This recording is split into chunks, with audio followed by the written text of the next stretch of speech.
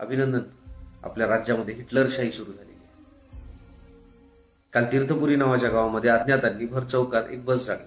कुठल्याही आधाराशिवाय मनोज जरांगे पाटील यांचे 2 सहकारी अटक करून त्यांना तिथून 100 किलोमीटर दूर असलेल्या पोलीस स्टेशनमध्ये ठेवण्यात आणि त्या सगळ्या गोष्टीचा आधार घेऊन अंबड तालुक्यामध्ये संचारबंदी लागू केली. आजूबाजूच्या 2 जिल्ह्याची मोबाईल कनेक्टिव्हिटी पूर्णपणे बंद केली. बरं, शांततेत आंदोलन करत असलेल्या आंदोलकांसाठी 550 गाड्या भरवून पोलीसवाले, सशस्त्र पोलीसवाले, जवळपास 15,000 पोलीस कर्मचारी तिथे हजर होते. काय आवश्यकता ह्या गोष्टी? भविष्यात तुम्ही आंदोलन करायचे नाहीत का? की तुमच्या विरोधात तुम्ही कोणाला जाऊ देणार नाही? भित्रे आहात तुम्ही, भित्रे. राम राज्याची वाता करणारे, हिंदुत्वाचा विचार करणारे, खोटे वचन घेऊन माघारी फिरता. 56 इंच छाती आहे म्हणून बायलचाळी करता. शोभत नाही.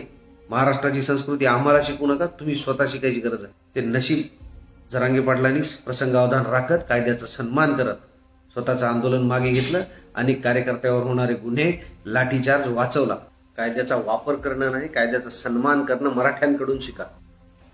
जय भवानी. भेटू.